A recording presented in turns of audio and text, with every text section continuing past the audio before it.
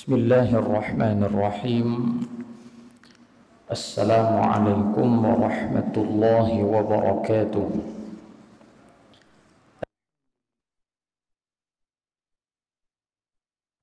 Wassalatu wassalamu ala rasulillahil amin wa ala alihi wa sahbihi ajma'in. Subhanaka la ilma lana illa ma 'allamtana innaka antal alimul hakim. Qala rabbi shrah li sadri wa yassir li amri wahlul 'uqdatam min lisani yafqahu qawli. Rabbana iftah bainana wa baina qaumina bil haqq wa anta khairul fatihin. Sadaqallahul aliyyul azim. Amma ba'du. Muslimin dan muslimat, hadirin dan hadirat, bersyukur kehadrat Allah Subhanahu wa taala pada malam hari yang barakah ini kita dipertemukan kembali oleh Allah di dalam pengajian bulanan kita, pembacaan kitab Al-Arba'in An-Nawawiyah ataupun hadis 40 Al-Imam An-Nawawi rahmatullahi alaih. Dan insya-Allah pada malam ini kita akan sambung pada hadis yang ke-20. Hadis yang ke-20. Bismillahirrahmanirrahim. An Abi Mas'ud Uqbah bin Amr al-Ansari al-Badri radhiyallahu anhu qala qala Rasulullah sallallahu alaihi wasallam inna mimma adraka an-nasu min kalamin nubuwwatil ula idza lam tastahi fasna' ma syi'ta. Sadaqa Rasulullah sallallahu alaihi wasallam atau kama qala. Rawahul Bukhari rahmatullahi alaih. Hadis yang kita baca pada malam ni diriwayatkan oleh seorang sahabat Nabi sallallahu alaihi wasallam. Nama dia Uqbah bin Amr bin Tha'labah al-Ansari al-Badri radhiyallahu ta'ala anhu wa ardah. Yang mana sahabat ini daripada kalangan Ansar, maka dinisbahkan dengan Al-Ansari, orang Ansar, yakni asalnya Madinah Al-Munawwarah. Yang kedua, gelaran sahabat ini juga adalah Abu Mas'ud. Gelaran dia juga adalah Abu Mas'ud. Gelaran yang ketiga bagi beliau adalah Al-Badri. Maka yang masyhur disebutkan oleh ulama Abu Mas'ud Al-Badri. Bila kata Al-Badri nisbah kepada suatu tempat, iaitulah Badar, tempat berlakunya peperangan Badar, maka menjadi persoalan ataupun perbincangan dalam kalangan sahabat, adakah sahabat ini Abu Mas'ud ini dia menyertai peperangan Badar ataupun bagaimana? Maka disebutkan di dalam kitab-kitab yang mensyarahkan hadis ini, menyatakan bahawasanya satu pandangan mengatakan Abu Mas'ud rumah dia di kawasan Badar ataupun rumah dia di berdekatan dengan kawasan berlakunya peperangan Badar. Pandangan kedua mengatakan bahawasanya dia menyertai peperangan Badar. Dan pandangan yang ketiga menyatakan sahabat ini tidak menyertai peperangan Badar. Maka tiga pandangan ulama, semuanya ini disebutkan di dalam kitab-kitab hadis. Maka bagaimana kita nak pegang dengan tiga pandangan ini? Maka menurut apa yang kita belajar daripada guru kita, bahawasanya sahabat ini Abu Mas'ud dia tidak menyertai peperangan Badar, tetapi rumahnya berdekatan dengan Badar. Yang kedua, sahabat ini juga ulama menyatakan bahawasanya di antara sahabat yang menyertai dalam perjanjian Aqabah. Perjanjian Aqabah yang pertama, perjanjian Aqabah yang kedua. Di antara sahabat yang masuk dalam perjanjian Aqabah iaitulah Sayyidina Mu'adz bin Jabal radhiyallahu taala anhu wa ardah. Dan di antaranya juga sahabat yang masuk yang menyertai perjanjian Aqabah, di antaranya sahabat yang meriwayatkan hadis yang kita baca pada malam ini, nah, iaitulah Aqabah bin Amr bin Tha'labah al-Ansari radhiyallahu taala anhu wa ardah. Yang ketiga, ulama mengatakan sahabat Nabi SAW ini wafat pada tahun ke-40 Hijrah, dan ada yang mengatakan beliau wafat selepas daripada tahun yang ke-40, barangkali 41, 42 dan seterusnya. Maka pandangan yang sahih disebutkan di dalam Tabaqat Al-Kubra oleh Imam Ibn Sa'ad rahmatullahi alaih, mengatakan bahawasanya sahabat ini Aqabah wafat pada tahun ke-40, selepas daripada tahun ke-40 Hijrah, barangkali 41, 42, wallahu a'lam. Maka sahabat Nabi SAW ini juga menjadi perselisihan di antara ulama di manakah dia wafat. Sebahagian ulama mengatakan wafatnya sahabat ini di Kufah, dan sebahagian yang lain mengatakan wafatnya sahabat ini di Madinah Al-Munawwarah. Maka semua yang saya sebutkan ini, ibu dan ayah rahimakumullah, disebutkan juga di dalam kitab Al-Isabah fi Tamyiz Sahabah, begitu juga di dalam kitab Tabaqat Al-Kubra karangan Al-Imam Ibn Sa'ad rahmatullah alaihim ajma'in. Maka Nabi SAW menyatakan, inna mimma adrakan nasu min kalamin nubuwatil ula. Baginda SAW menyatakan antara kata-kata ataupun wasiat nabi-nabi yang terdahulu. Dalam hadis ni baginda nak menyatakan inna mimma adrakan nasu min kalamin nubuwatil ula. Nabi nak bagi tahu kat kita, wahai umat aku, ketahuilah di antara pesanan, di antara wasiat, di antara nasihat nabi-nabi yang terdahulu sebelum daripada aku.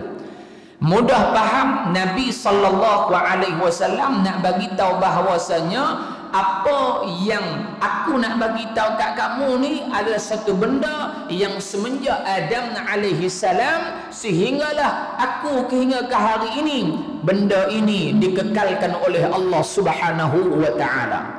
Maka di sini nak menunjukkan bahawasanya ibu-ibu, ayah-ayah yang dirahmati Allah, hadis ataupun nasihat, wasiat yang kita nak baca pada malam ini adalah bukan wasiat yang Nabi SAW saja pesan kat kita. Bahkan wasiat ini juga disebutkan, diulang-ulang oleh baginda Nabi Allah Adam, baginda Nabi Allah Idris, baginda Nabi Allah Nuh, sehinggalah kepada baginda Nabi Muhammad sallallahu alaihi wa ala alihi wa sahbihi wa baraka wasallam. Satu. Yang kedua, dalam hadis ini juga baginda sallallahu alaihi wasallam nak bagi tahu kat kita bahawasanya walaupun para nabi, para rasul alaihi wassalatu wassalam berbeza pada zaman mereka, berbeza pada zaman, berbeza pada pensyariatan, tetapi ada juga persamaan di antara para nabi, para rasul yang diutuskan oleh Allah Subhanahu wa taala. Barangkali syariat Nabi Allah Adam alaihi salam berbeza dengan nabi-nabi yang lain. Syariat Nabi Muhammad sallallahu alaihi wasallam sembahyang 5 waktu sehari semalam. Tapi syariat Nabi yang terdahulu, Nabi Allah Ibrahim alaihi salam 2 rakaat pagi, 2 rakaat petang. Beza tak? Beza. Ada perbezaan. Tetapi jangan kita lupa, di samping ada perbezaan, ada juga teras utama yang menjadi persamaan di antara para nabi dan juga para rasul alaihi wassalatu wassalam. Disebutkan oleh ulama ada 4 persamaan di antaranya lah. Di antara banyak-banyak persamaan antara nabi-nabi, rasul-rasul ini ada 4 di antaranya. Yang pertama kata ulama iaitulah apa dia? Iaitulah da'watul anbiya mundu Adam alaihi salam. ila sayyidina Muhammadin sallallahu alaihi wasallam da'watun wahidah. Bahawasanya jalan dakwah, yakni dakwah yang disebarkan, yang diceritakan, yang diperintahkan oleh Allah Subhanahu wa taala mundu Adam, semenjak Adam alaihi salam. Bila mana Allah Subhanahu wa taala cipta Nabi Adam alaihi salam, dalam Quran Allah taala menyatakan wa idz qulna lil malaikati isjudu li Adam fasajadu illa iblis aba wastakbara wa kana minal kafirin. Semua para malaikat alaihimus salatu wassalam sujud, yakni bukan sujud makna sembah macam Allah Subhanahu wa taala, yakni memberi penghormatan kepada Adam alaihi salatu wassalam. Illa, melainkan, membawa arti al-istisna, pengecualian, pengkhususan. Ada juga hak tak sujud sebab iblis aba wastakbara, yakni golongan iblis, setan, depa ni tak ikut perintah Allah Subhanahu wa taala.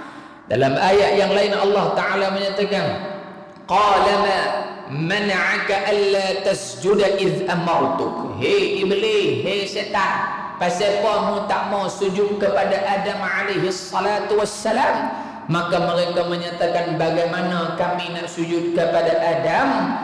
Khalaqtahu min turab.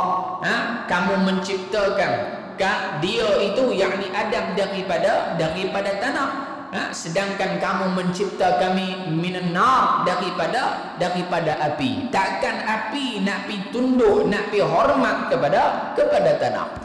Maka dakwah Nabi Allah Adam sehinggalah Nabi kita Muhammad sallallahu alaihi wasallam, yang pertama persamaan dia pada iaitulah da'watun wahidatun, dakwah menuju pada jalan yang satu, yakni mentauhidkan Allah Subhanahu wa taala. Nabi Adam alaihi salam mengajak kaum dia beriman kepada Allah. Nabi Allah Isa alaihi salam mengajak kaum dia beriman kepada Allah Subhanahu wa taala. Ada golongan yang mengatakan bahawasanya Nabi Allah Isa alaihi salatu wassalam mengajak kaum dia supaya sembah dia. Ada yang mengatakan bahawasanya Nabi Allah Yaqub ataupun nabi-nabi daripada kalangan Bani Israel mengajak kaum mereka supaya berpaling daripada Tuhan Muhammad sallallahu alaihi wasallam. Maka dalam Quran Allah Ta'ala menyatakan, am kuntum syuhada'a idh hadara Ya'qub al-maut idh qala li banihi ma ta'buduna min ba'di qalu na'budu ilahaka wa ilaha abaika Ibrahim wa Ismail wa Ishaq ilahan wahida wa nahnu lahu muslimun. Orang Yahudi mengatakan bahawasanya kita tak boleh sembah seperti mana apa yang diikuti oleh umat Muhammad pada hari ini, tak boleh sembah. Bahkan bagi mereka orang Yahudi ada agama yang khusus bagi pokok Yahudi. Bagi orang Yahudi ni ada agama mereka, ada Tuhan asing.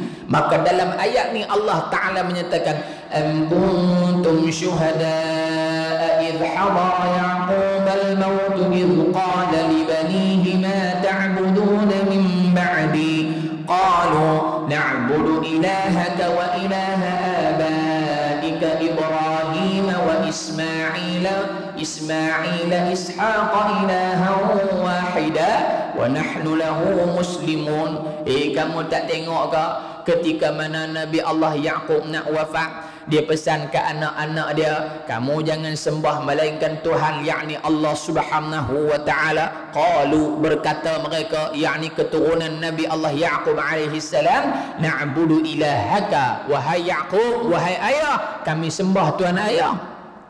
Wa ilaha abaika, dan kami sembah Tuhan kepada tok nenek moyang kita Ibrahim wa Ismail wa Ishaq ilaha wahidan wa nahnu lahu muslimun. Kami sembah Tuhan yang ilaha wahida, Tuhan yang satu, wa nahnu lahu muslimun, kami orang-orang muslim, yakni beriman kepada Allah Subhanahu wa taala. Jadi persamaan para nabi, para rasul, yang pertama mereka mengajak kaum mereka kesemuanya beriman kepada Allah Subhanahu wa taala. Di dalam satu hadis Nabi sallallahu alaihi wasallam diriwayatkan oleh Al-Imam Al-Bukhari rahmatullahi alaihi, Baginda sallallahu alaihi wasallam menyatakan al-anbiya'u ikhwatul li'allat ummahatuhum syatta wa dinuhum wahid. Bahwasanya para nabi, para rasul ini li'allat seperti mana satu bapa. Yakni punca hak tama sekali, sumber hak tama sekali dia bapa lah. Tak ada pak gena nak menak. Kalau ada mak saja, pak tak ada pun payah juga. Nampak tak? Maka baginda menyatakan para nabi semua ni li'allat, sama bapa. Yakni buat perumpamaan di sini, bukan betul sama bapa. Perumpamaan sama bapa tadi makna dia agama mentauhidkan Allah Subhanahu wa taala. Sama, tak ada beza pun.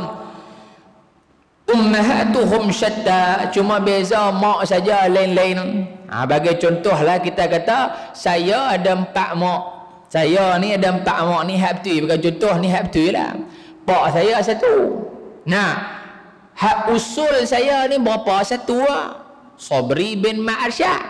Tapi saya terbit mai kok cabang lain. Saya mai kok kelang hak mak satu.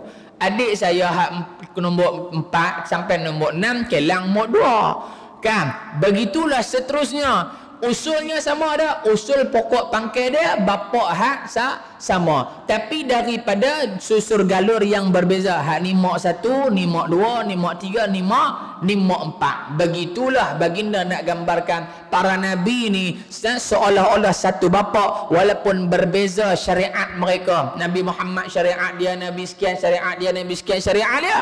Tetapi wadinuhum wahid, agama mereka, tauhid mereka, kepercayaan mereka satu, yakni Allah Subhanahu wa taala. Ni persamaan yang pertama. Secara ringkas maklum. Persamaan yang kedua. Kan, tak boleh lama-lama. SOP. Lagi keluar lagi bala rokok daun tak ada SOP dah. Share pula. Tu syok. Kan. Nombor 2, persamaan antara para nabi, para rasul alaihi wassalatu wassalam, iaitulah ta'atur rusul. Apa makna ta'atur rusul? Semua para nabi, para rasul berdakwah kepada kita, berdakwah kepada kaum-kaum mereka, dan menjadi kewajipan kepada kaum mereka untuk terima dan guna pakai apa yang telah disampaikan oleh para nabi dan juga para rasul alaihi wassalatu wassalam. Tak boleh bangkang. Tak boleh bangkang. Saya rasa tak apa nak sesuai. Saya rasa semayang ni tak boleh 3, kena buat 2 rakaat setengah ya. Apatah lagi ragu-ragu dengan syariat, dengan agama yang dibawa oleh para nabi termasuklah Nabi Muhammad, maka boleh jatuh kufur. Dalil Allah Subhanahu wa taala menyatakan di dalam surah An-Nisa ayat 64, وَمَا أَرْسَلْنَاكَ مِنْ رَسُولٍ إِلَّا لِيُطَاعَ بِإِذْنِ اللَّهِ. Wahai Muhammad, tidaklah kami utuskan kamu daripada kalangan rasul, tidak lain dan tidak bukan adalah mengajak kaum kamu taat kepada perintah Tuhan mereka dan taat kepada perintah rasul mereka, yakni Nabi kita Muhammad sallallahu alaihi wa ala alihi wasahbihi wa baraka wasallam. Yang ketiga, persamaan dia pada at-taqwa. Para nabi, para rasul semua ajak kaum mereka bertakwa kepada Allah Subhanahu wa taala. Apa makna at-taqwa?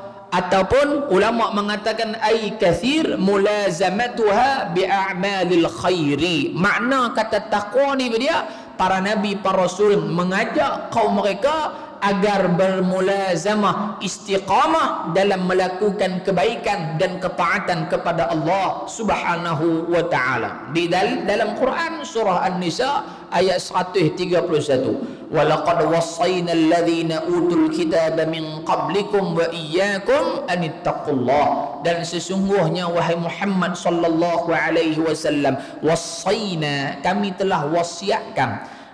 Kami telah wasiatkan. Wasaina kami. Dia kata Allah Ta'ala ramai ke? Pening kepala.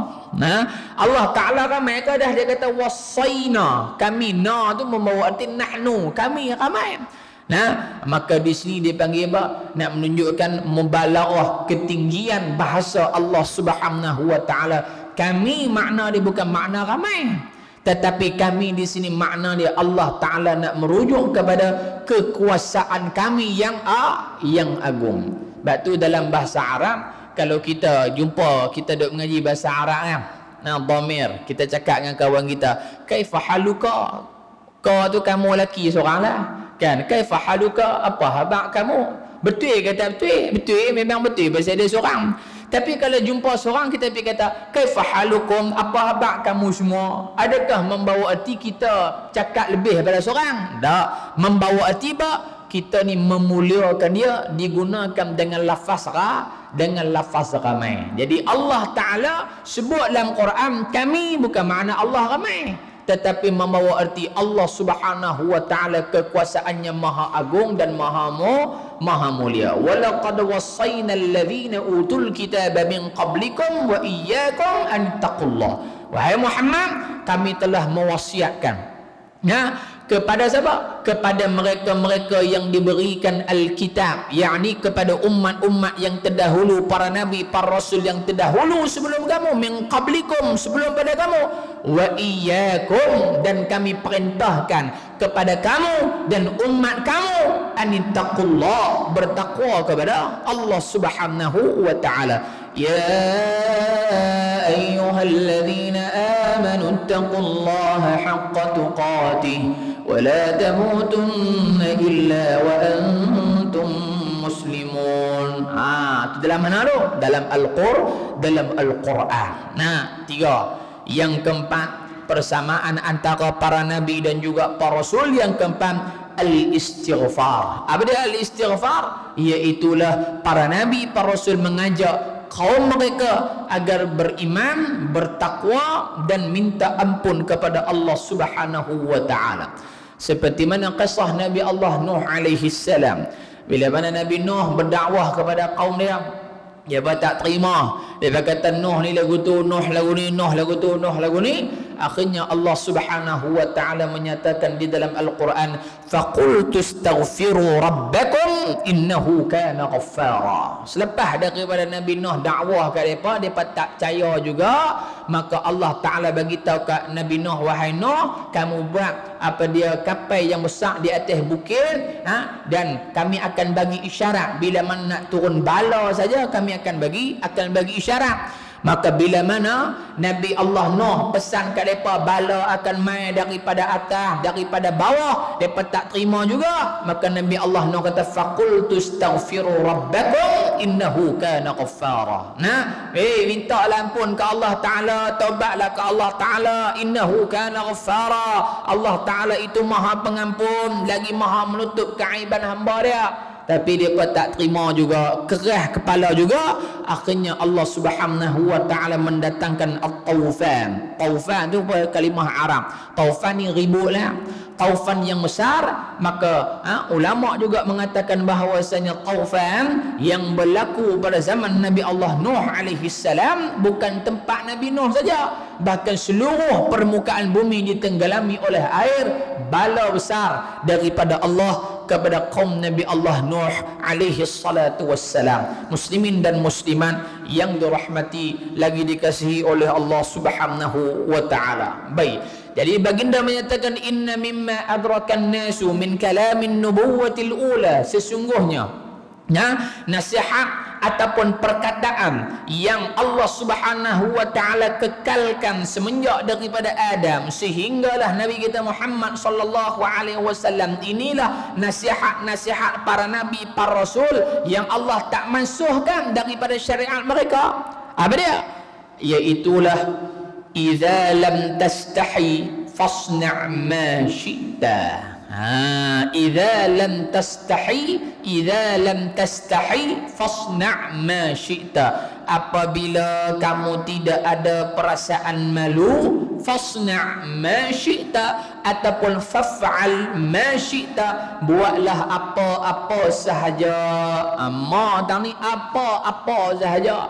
Hak orang nampak, hak orang tak nampak, hak kecil, hak besar, buatlah apa-apa sahaja syi'ta, apa yang kamu nak lakukan. Hadis riwayat daripada Al-Imamul Bukhari rahimahullahu ta'ala. Apa maksud hadis ni maklum secara ringkas saya sebut untuk kita ambil manfaat bersama. Maksud hadis ini baginda menyatakan Kalau berasa tak malu, orang pajak suang kata, mu berasa tak malu, buatlah apa hak mu nak buat. Nah, makna dia apa? Di dalam hadis ini bukanlah dalil ataupun suruhan daripada baginda sallallahu alaihi wasallam, mu berasa nak buat baik, mu buat, mu berasa nak buat jahat, mu buatlah. Bukan makna dia lagu tu. Nah, bukan makna dia kalau nak zina buatlah. Kalau nak merompak buatlah.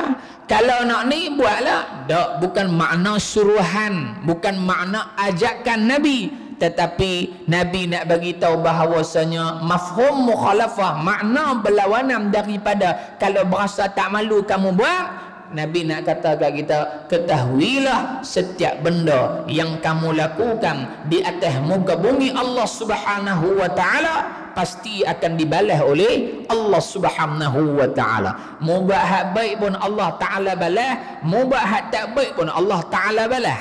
Mu buat hak orang puji pun Allah balas, mu buat hak orang keji pun Allah balas. Mu buat hak orang nampak Allah balas, mu buat hak orang tak nampak Allah taala balas. Dalil dia dalam surah Al-Zalzalah. Surah Al-Zalzalah. Idza zulzilatil ardu zilzalaha wa akhrajatil ardu athqalaha wa qala al-insanu ma laha yawma idzin tuhaddithu akhbaraha bi anna rabbaka awha laha يومئذ يصدر الناس أشتاتا ليروا أعمالهم فمن يعمل مثقال ذرة خيرا يره ومن يعمل مثقال ذرة شرا يره. Ayat 7, ayat 8. فمن يعمل مثقال ذرة خيرا يره. Siapa hak buat benda baik walaupun kecil saja, besar zarrah.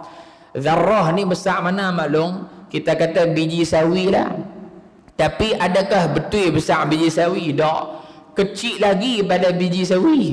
Kecil lagi pada biji sawi. Allah Ta'ala buat perumpamaan hak mudah kita nak faham. Tapi kalau Allah Ta'ala buat satu benda punya perumpamaan, hak kita pun tak pernah tengok benda tu, jadi payah cerita. Kita jadi tak betul ke? Betul ke? Betul ke? Macam mana hadis Nabi SAW, barangkali bila hari tu kita sebut dah 27 Jun tu ni, ingat ke tak ingat, Allah Alam lah kan? Yang mana Nabi berjalan dengan sahabat, tiba-tiba bunyi dentuman kuat di langit tu, bunyi gitu.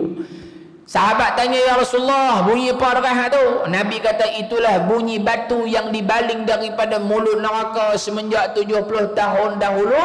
Hari ni baru sampai di dasar dia. Berapa tahun? 70 tahun. Ayah-ayah, ada tak sahabat kita yang bila mana meninggal, tak tukang gali liang, dia korek lubang kubur kawan kita hak mati tu 70 tahun punya tempoh? Ada? Tak ada. Sila-sila hak tukang korek liang tu padam dengan liang-liang tu ya. Faham tak belum? 70 tahun ada tak lubang hak dalam 70 tahun? Ada tak belum? Tak ada. Tapi 70 tahun tu maklum boleh dapat tangkap dah angka dia. Jangan tikam lah habaq ya. 70 tahun tu angka dah 70 tahun ni satu tempoh yang lama. Tapi bila kita nak relate balik, ada ke tak ada lubang hak orang korek atas muka bumi ataupun telaga sedalam 70 tahun punya baling batu baru sampai? Tak ada. Jadi jawapan dia Nabi nak abang kat kita, dalam mana neraka? Dalam sungguh. Dalam mana? Tak tahu nak abang dalam mana. Pasal apa? 70 tahun punya dalam. Faham ke tak dia belum? Maklum, faham ke tak? Faham. Alhamdulillah. Tanya Pak Long, dia henguk sedia. Tanya Pak Long pula. Nampak tak? Maka Nabi SAW, Allah Ta'ala sebut juga dalam Quran, sebesar zarrah, biji sawi. Makna dia kecil punya baik pun Allah Ta'ala kira. Wa man ya'mal mithqala dzarratin khairan yarah. Dan bukan takat hak baik, hak buruk kamu buat pun kami akan kira walaupun sebesar zarrah. Dalam satu hadis Nabi SAW, ibu-ibu boleh rujuk dalam kitab Tadzibul Atraful Ahadith jilid hak pertama. Dalam tu hadis bahawasanya baginda sallallahu alaihi wasallam menyatakan atani Jibril alaihi salatu wassalam. Satu hari Jibril alaihi salam mai jumpa Nabi sallallahu alaihi wasallam, dia kata, "Ya Muhammad, wahai Muhammad, ish ma syi'ta fa innaka mayyitun." Wahai Muhammad, hiduplah bagaimana kamu nak hidup. Kamu nak hidup baik, dipersilakan. Kamu nak hidup jahat, dipersilakan. Kamu nak hidup beriman, dipersilakan. Kamu nak hidup kufur, dipersilakan. Kamu nak hidup bersyukur, dipersilakan. Kamu nak hidup tak mau syukur, dipersilakan. Hiduplah ish ma syi'ta. Ma juga sebut orang tu. Mau hiduplah gena pun mau nak hidup. Tapi apa? Fa innaka mayyitun. Kamu jangan lupa sampai masa kamu akan mati. Wa'mal ma syi'ta fa innaka majziyun bih. Wahai Muhammad, buatlah apa. Banyak apa nak buat ni. Nak buat baik sila, nak buat jahat sila, nak semayang silakan, nak baca Quran silakan, nak zikir silakan, tak mau bagi orang main mengaji silakan, nak tutup masjid silalah, nak buat apa pun. Fa innaka majziyun bih. Hak kamu buat itu akan majziyun bih, akan dibalas oleh Allah Subhanahu wa taala. Jangan lupa. Wahbib ma syi'ta fa innaka mufariquh. Mu cintalah kat siapa pun mu nak cinta. Mu nak cinta kat ayah, mu nak cinta kat ni, mu nak cinta kat bini, cinta kat anak, mak mentua, pak mentua, cinta kat kereta, cinta kat motor, cintalah apa pun mu nak cinta. Tapi jangan lupa fa innaka mufariquh, sampai satu masa kamu akan berpisah dengannya. 3 wasiat Jibril ni tiap-tiap hari kita tengok depan mata kita. Tiap. Ada tak kawan kita hak dulu pasal haji yang duk main mengaji dengan kita tu, duk ujung pakai baju putih semua tu kan, meninggal kan, hak janggut panjang tu. Tiap ada ujung tu. Tak kira ujung kita hari tunjuk aku bah, dak bukan Pak Long. Dia lalu kalau sembahyang Jumaat dia duk ujung tu. Nama apa saya tak tahu. Tapi kalau kuliah Maghrib dia ada. Tahun lepas kot dengar kalau tak silap dia. Dia pakai serban, pakai nak baca orang tabligh juga. Meninggal. Hidup lah sembahyang enggak dengan kita ni, tapi mati dah. Mati dah. Nah, wa'mal ma syi'ta fa innaka majziyun bih. Mu buatlah apa pun nanti mu kena balas apa hak mu buat. Ada kawan kita hak mati baik, ada kawan kita yang mati sebaliknya, na'udzubillah. Waktu nak mati tu pun Allah Taala balas siap dah husnul khatimah ataupun su'ul khatimah, na'udzubillah. Nah, wahbib ma syi'ta fa innaka mufariquh. Mu sayanglah siapa pun, tetapi kamu tetap akan berpisah. Tak payah kata kita. Nabi Muhammad sayang tak dekat Sayyidatuna Khadijah? Sayang sungguh-sungguh, pisah juga. Sahabat sayang dekat Nabi, sayang sampai sanggup gadai nyawa habis semua, pisah juga dengan Nabi. Isteri, ibu-ibu di belakang sana barangkali suami kita dulu duduk dengan kita, sayang dah, sayanglah ustaz oi, tapi tekah-tekah tu bergaduh juga, tua-tua ni biasalah, meninggal dah, meninggal. Ayah sayang dah kat bekas isteri, sayang ustaz oi, tapi lah ni tak apa kalut pasal nikah lah dah seorang lagi. Tapi cerita dia sayang ke tak? Cerita dia sayang saja, tambah hujan-hujan gitulah. Dia bukan boleh straight sangat lagi dengan tu. Kan habaq menikah dah dia celik menikah dah okeylah tu, kan. Baik. Jadi dia Nabi SAW bagi tahu kat kita, idza lam tastahi fasna' ma syi'ta. Kalau mu berasa tak malu, mu buatlah apa pun yang kamu nak buat, membawa erti pada dia. Bukan kalau nak buat maksiat buat. Tak. Nabi nak bagi tahu, mu buat, mu akan dipertanggungjawabkan dengan apa yang kamu buat. Satu. Yang kedua, hadis ini juga merupakan tanda bahawa seseorang itu dapat mengekang diri dia daripada melakukan maksiat kepada Allah Subhanahu wa taala dengan cara adanya sifat malu. Maklum sifat malu ni ulama sebut ada dua jenis. Hak pertama sifat malu hak memang ada kat diri dia ni, malu sungguh-sungguh. Contoh macam Nabi SAW malu sungguh. Nabi lebih daripada anak dara. Ni dalam hadis sebut dalam Syama'il Muhammadiyah. Sahabat Nabi Sayyidina Uthman bin Affan radhiyallahu taala anhu wa ardah malu sungguh-sungguh. Malu sungguh-sungguh. Nah, sehingga kan disyarahkan oleh guru kita, Sayyidina Uthman bila dia keluar bilik air, dia buat apa malung? Dia akan istighfar. Astaghfirullahalazim, astaghfirullahalazim, astaghfirullahalazim, astaghfirullahalazim. Pasal apa? Pasal walaupun dalam tandas tu bukan ada siapa pun, dia seorang ya, tapi dia tahu yang tengok dia tu siapa? Allah Subhanahu wa taala.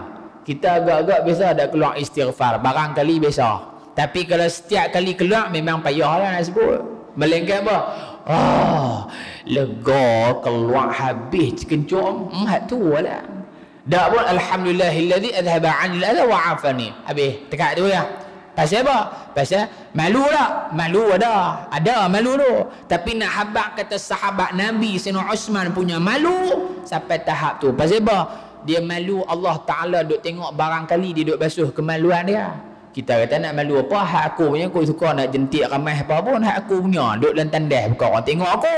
Tapi Sayyidina Uthman, dia punya pandangan dia lebih daripada pandangan manusia. Subhanallah.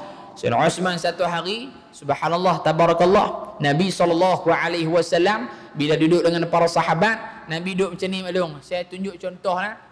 Nabi duduk macam ni. Nampak betih Nabi. Sehari hak tengok lah, apa kata ustaz apa yang kat kaki. Dengar cerita lagi habis tu. Kan? Nabi duduk macam ni. Sebab Nabi bila sahabat mai antara duduk Nabi macam ni.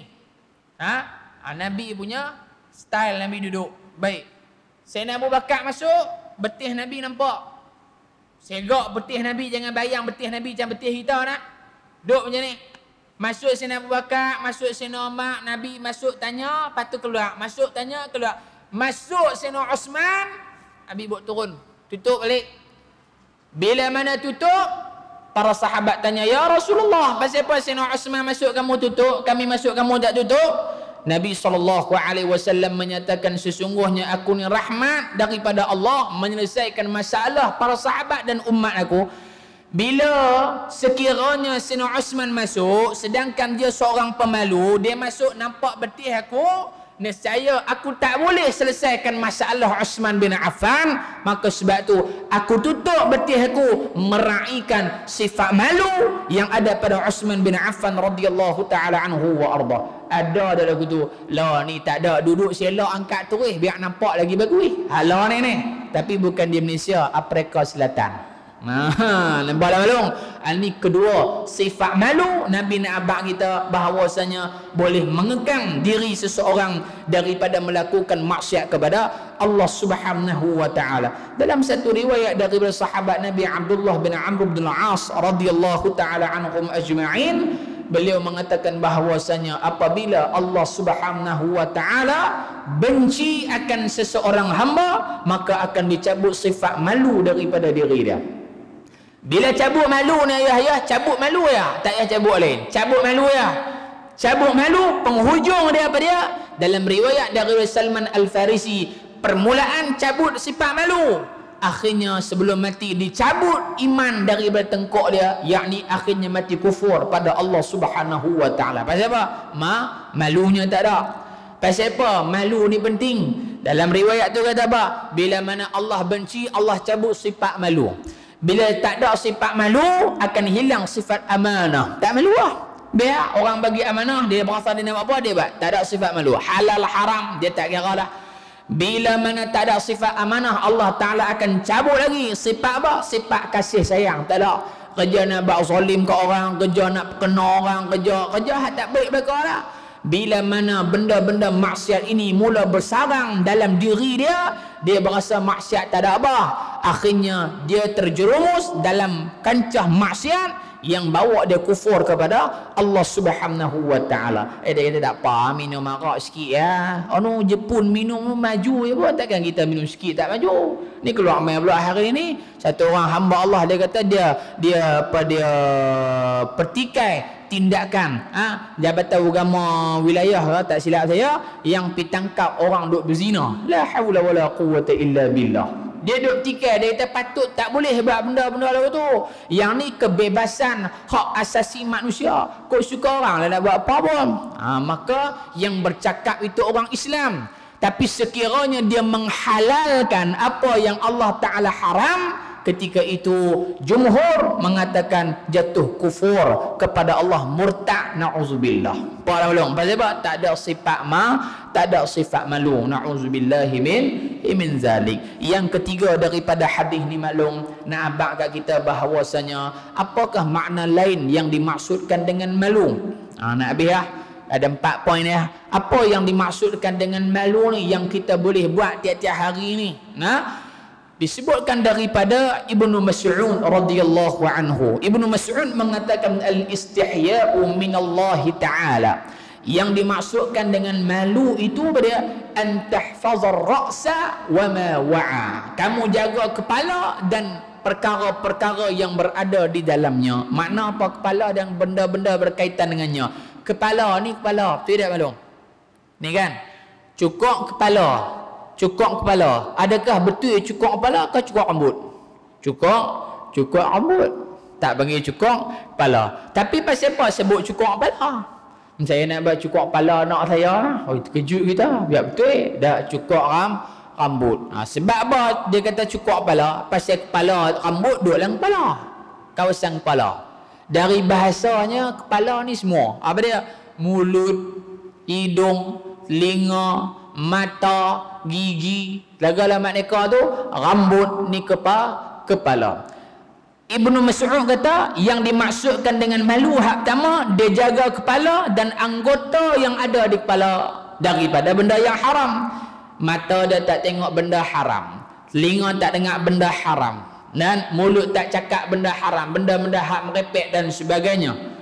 Mulut tak buat masuk benda haram, maka ini pertama yang dimaksudkan dengan malu. Satu. Yang kedua, wal batnu wa ma hawa. Dan maksud malu juga yang kedua dia kata apa? Menjaga perut dan benda yang dikandungnya. Bukan baby nah. Kandung tang ni makna wa ma hawa, yakni bila mana kita makan, jaga perut daripada makan benda haram, masuk benda haram, dan benda yang menyebabkan menjadinya tubuh badan ni hati. Idza salahal jasadu kulluh wa idza fasadal jasadu kulluh ala wahyal qalb. Nabi kata kalau baik-baik, kalau buruk-buruk, maka itu adalah hati manusia. Bila makan dia akan jadi darah daging. Perut jaga daripada benda haram. Wa an tadhkural mauta wal bila. Dan makna ketiga juga kata Ibnu Mas'ud yang kata malu dia sentiasa ingat pada kematian dan sentiasa ingat wal bila, lepas mati tubuh badan akan reput. Ghalib biasanya mati reput Tapi sekiranya Allah Ta'ala pelihara tubuh badan kita tak reput macam mana kita hidup, itu satu anugerah daripada Allah Subhanahu wa Ta'ala. Wa man arada al-akhirata taraka zinatad dunya. Dan siapa-siapa yang inginkan kebahagiaan akhirat, maka tinggalkan perhiasan dunia. Yakni bukan tinggal dunia duk mayang di masjid petak balik apa semua. Tak, bukan makna macam tu. Ambil dunia dan guna pada jalan akhirat. Tu makna dia. Faman fa'ala dhalik faqad istahya minallah. Siapa yang buat benda-benda yang disebutkan tadi, maka dia adalah tergolong daripada kalangan orang-orang yang beriman dan orang-orang yang malu kepada Allah Subhanahu wa Ta'ala. 3. Dan yang keempat, yang terakhir, hadis ni Nabi SAW nak ajak kita pada apa-apa benda yang tak perlu kepada malu, maka buat Ni nak masuk Insya ni. Tengok-tengok untuk bila tak ada kawan kuli. Pinat Allahu Akbar, Allahu Akbar. Terus dia pinat. Pasal apa? Pasal benda tu baik dah. Baik. Benda hak tak perlu bersifat malu, Nabi kata buat. Sehari mayang barangkali soh depan kosong, kita nak malu tiga orang kata apa pula. Saya orang kata memang duk kosong pun pasal duk selang-selang tu. Kan? Kalau hari biasa dah tambah duduk belakang tu imam lah. Pasal apa? Dia takut itu imam roh kentut ke apa lagi, dia kata mampu aku nenek aku benar ni dah. Nampak tak? Dia tolak orang dulu sedangkan benda tu dia boleh buat. Dia tolak dulu orang, hukum dia makruh. Hukum dia makruh. Maka 4 benda yang Nabi nak sebut dalam hadis ni mudah-mudahan kita ingat, dan insya-Allah pertemuan yang akan datang kita akan sambung pada hadis yang ke-20, hadis yang ke-21 insya-Allah. Jadi ibu-ibu dan ayah yang dirahmati Allah, makluman kita punya kuliah duha di Ma'had Ad-Da'wah Al-Islamiyah akan bermula pada bulan Ogos.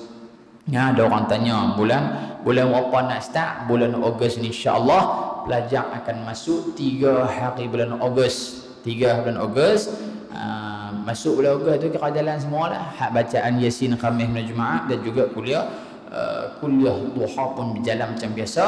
Dan insya-Allah pada 30 hari bulan Ogos, 30 hari bulan Ogos, Ahad kelima, kuliah duha ataupun daurah kitab perdana bersama dengan Syekh Muhammad Nazrul Nasir di kompleks Mujamma' Ma'had Ad-Da'wah Al-Islamiyah jam 9 pagi. Jemput ibu-ibu dan ayah-ayah hadir beramai-ramai. Yang kedua, pihak Ma'had sedang mencari penyumbang tetap, penyumbang bulanan untuk barangan dapur. Untuk barangan dapur. Ustaz, kami ke nak kena pergi beli cabai kering, sotong apa semua? Tak payah. Maklum tak payah duk pergi buat ramai di Merkit. Tak payah buat ramai di Merkit. Siapa yang nak bantu, insya-Allah masukkan dalam kita punya nombor akaun. Boleh rujuk dalam Facebook saya pun boleh. Aiman Subri ada gambar tu, boleh dalam tu. Pasal apa? Tidak lain dan tidak bukan maklum, kalau harapkan kepada yuran memang tak cukup. Sehari budak makan anggaran RM15. Sehari seorang-seorang RM15. Pelajar ada 57 orang. 57 orang. Sehari kita belanja untuk makan budak sehari 3 kali RM855. RM855. Kali dengan 27 hari, ada 26,000, 24,000 lebih wang tu lah. 25,000 dah. Saya kira malam ni 25,000. Tak cukup dengan apa? Dengan kita punya yuran. Yuran 300 makan minum, hak tu bayar elektrik, hak tu nak bayar gaji guru, hak tu nak bagi budak makan, shilling pecah, apa segala manakala letup semua nak pakai duit tu bakar. Jadi ayah yang mana nak sumbang untuk barangan dapur. Dia kata kami payah ustaz nak pergi bank-bank apa semua ni, tak apa, pi beli beras hantar pergi sekolah terus. Pi beli sayur hantar pergi sekolah terus. Nak beli sotong pi hantar sekolah terus. Dialu-alukan. Sebaiknya produk Muslim lah. Ni mai bihun hak khot apa pun tak tahu nak baca, ni pun payah juga. Nak tolak tak gamuk kan, nak tolak tengok kesian menek motor tulis cincang manga. Dia ada tulis pun kita pun tak faham. Bagi hak orang Islamnya pi beli di Ikhwan lah hak berkenjah ada mi hak orang Melayu hak depa buat toko segala macam ada nolong pakat kita bantu. Bukan kita punya pondok sajalah, semua pondok lah, pondok Tungguru, Baba Ridaldin, pondok Ihya Ulumuddin Mengkuang pun sama, boleh kita bagi. Pondok Ustaz Allah Khairi Paksi dipersilakan, pondok Ustaz Ani Arun Darul Hadis dipersilakan, Ustaz Zamri Hashim di Penaga dipersilakan, Tuan Guru Haji Wahab di Padang Cepedak dipersilakan. Banyak benda-benda baik yang kita boleh buat. Fa innaka majziyun bih, akan dibalas oleh Allah Subhanahu wa taala. Wallahu a'lam bis-shawab. Bismillahirrahmanirrahim. Alhamdulillahirabbil alamin. Wassalatu wassalamu ala Rasulillahil amin wa ala alihi wa sahbihi ajma'in. اللهم اجعلنا من أهل الشفاعة نبيك محمد صلى الله عليه وسلم. ربنا آتنا في الدنيا حسنة وفي الآخرة حسنة وقنا عذاب النار. وصلى الله على سيدنا محمد والحمد لله رب العالمين. تقبل الله منكم والسلام عليكم ورحمة الله وبركاته.